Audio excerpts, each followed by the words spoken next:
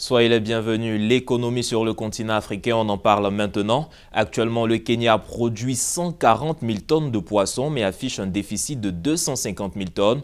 Le pays a importé en 2018 22 362 tonnes de poissons pour 1,7 milliard de shillings, soit 16,4 millions de dollars depuis la Chine. Pour réduire ses importations, le gouvernement kenyan vient de lancer un projet afin de redynamiser la production piscicole du pays. Cette initiative, qui coûtera environ 135 millions de dollars, concerne 6 zones disposant de fortes potentialités dans l'aquaculture. Elle apportera les intrants et du crédit aux acteurs avec l'objectif de porter la production de 100 kg à 1,2 tonnes par producteur par an d'ici 8 ans. Le projet bénéficiera d'un prêt de 6,7 milliards de shillings du Fonds international de développement agricole et d'un financement de 3,4 milliards de shillings du gouvernement, tandis que les agriculteurs, eux, compenseront le reste par des apports en nature.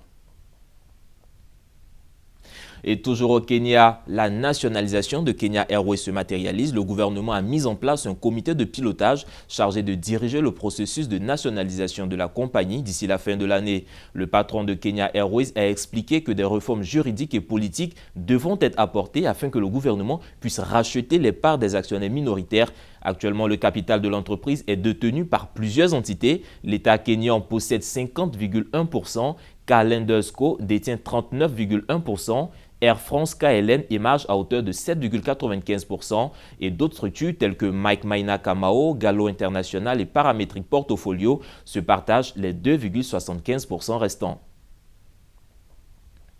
Et direction le Bénin, où le gouvernement a adopté cette semaine son projet de loi des finances pour l'année 2020. Celui-ci prévoit des dépenses de 1 986,9 milliards de francs CFA, soit 3,3 milliards de dollars. Le nouveau budget est en hausse de 5,8% par rapport à celui de l'exercice 2019.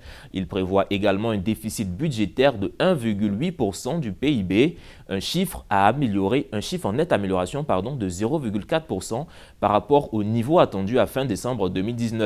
D'après les autorités, les dépenses sociales du gouvernement qui avaient été annoncées à 776 millions de dollars en 2019 devraient continuer à augmenter. Et notons que pour l'exercice prochain, le pays table sur une croissance de 7,6% du PIB. Et au Sénégal, le conseil d'administration de la Banque africaine de développement a approuvé une ligne de crédit de 22,5 millions d'euros, dont 15 millions de ressources de la banque et 7,5 millions de ressources de Africa Growing Together Fund, un fonds de cofinancement de la Banque africaine de développement et de la Banque populaire de Chine pour soutenir la Banque nationale de développement économique du Sénégal. Au Sénégal, les PME représentent environ 80% du tissu des entreprises et contribuent à hauteur de 30% à la formation du PIB et emploient près de 60% de la population active.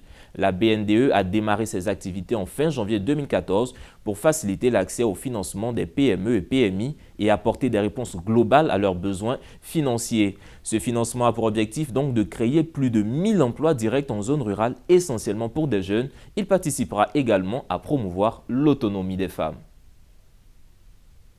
Et en Côte d'Ivoire, Orange Côte d'Ivoire, leader et pionnier dans la sous-région de la téléphonie, va acquérir son 3e câble sous-marin en vue d'améliorer la qualité du réseau. Le câble est long de 7000 km avec un débit de 1,96 terabits par seconde, pouvant atteindre même 4,96 terabits par seconde.